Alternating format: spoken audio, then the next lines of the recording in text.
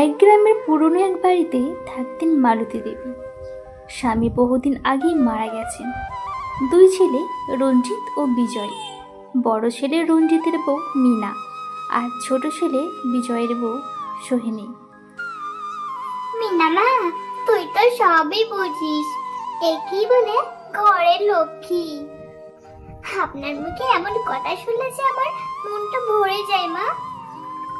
সোহিনী চুপচাপ দাঁড়িয়ে, কোনো কথা নেই।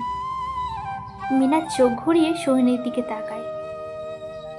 শহরের মেয়েরা তো কাজের নাম শুনলেই পেট ব্যথা করে।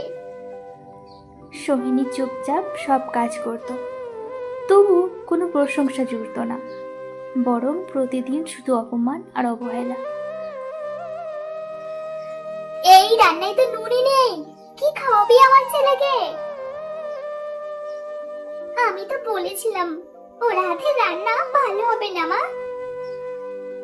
মা, আমি চেষ্টা করেছিলাম, হয়তো একটু কম হয়ে গেছে। তুই আমার মুখে খাবার তুলে দিতে পারিস না, ঘরের কাজই বা করবি কিভাবে বলতো? এমন ভাবে মিনা আর মালতী দেবী সোহিনীকে দিনের পর দিন অত্যাচার করত। একদিন সোহিনী পানি আনতে যায়, পড়ে থাকা একটা কাঁটাতে পা কেটে যায়। পা কেটে গেছে, এখন আমি কি করি? আমাকে তো এখনই পানি নিয়ে যেতে হবে, তাহলে যে মা বড্ড আবার বকাবকি করবে। রক্ত মাখা পানি বাড়ি ফিরে।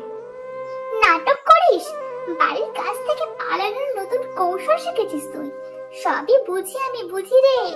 আমার তো আর বয়সটা তোর মতো নেই বল।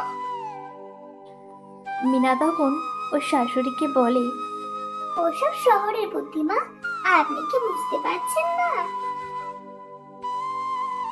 দেখতে দেখতে দিন গড়িয়ে রাত হয়ে যায়।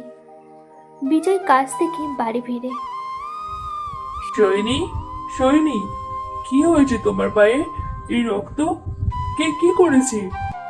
আমি কিচ্ছু বলিনি এতদিন, কিন্তু আমি আর পারছি না। এরপর সোহিনী তার সাথে অত্যাচারের সমস্ত কথা বিজয়কে বলে। বিজয় সব শুনে অনেক রেগে যায়। তারা তোমার সঙ্গে এমন ব্যবহার করেছে আর আমি কিছুই জানতাম না। এরপর বিজয় তার মা এবং তার বৌদিকে ডাকে। আজ একটা কথা স্পষ্ট করে বলছি, যে আমার স্ত্রীকে কষ্ট দেয় তার সঙ্গে আমার কোনো সম্পর্ক থাকবে না। আমি কালই সোহিনীকে নিয়ে এই বাড়ি ছেড়ে চলে যাব। তুই কি আমার সঙ্গে এমন কথা বলছিস বিজয়? আপনি আমার মা, কিন্তু আমার স্ত্রীর অপমান আমি মেনে নেব না। ভোরবেলা কেউ কিছু বোঝে ওঠার আগেই সোহিনী আর বিজয় বাড়ি ছেড়ে চলে গেল।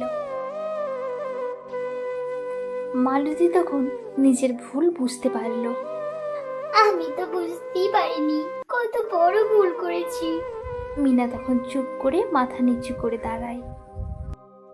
সোহিনী আর বিজয় ওদিকে স্টেশন চলে গেছে।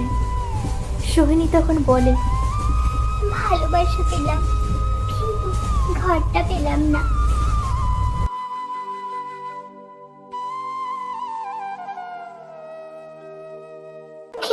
এই লক্ষ্মী, আর কত ঘুমাবি? উঠে পড়, বাসনগুলো মাজতে হবে। এখনো তুই এখানে পড়ে পড়ে ঘুমাচ্ছিস?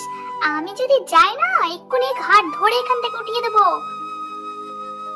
লক্ষ্মীর সকাল শুরু হয় অন্য সবার চেয়ে অনেক আগেই, মাত্র 8 বছর বয়স, অথচ জীবন যেন অনেক বেশি কঠিন। এত ধীরে করছিস কেন রে তুই? এখনো তোকে বাজার যেতে হবে, আবার দেরি করলে দেখিস আজকে সারা দিন তোর খাওয়া বন্ধ। খেলাধুলা, স্কুল, খাওয়া দাওয়া সব ভুলে গেছে লক্ষ্মী। তার কাছে জীবন মানে কাজ আর মামির গালাগালি।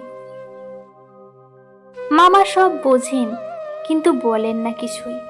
সংসার বাঁচানোর নামে সবকিছুই তাকে সহ্য করতে হয়। দিন লক্ষ্মী দুপুরবেলায় পুকুর পাড়ে গিয়ে বসে খুবই কাঁদছিল।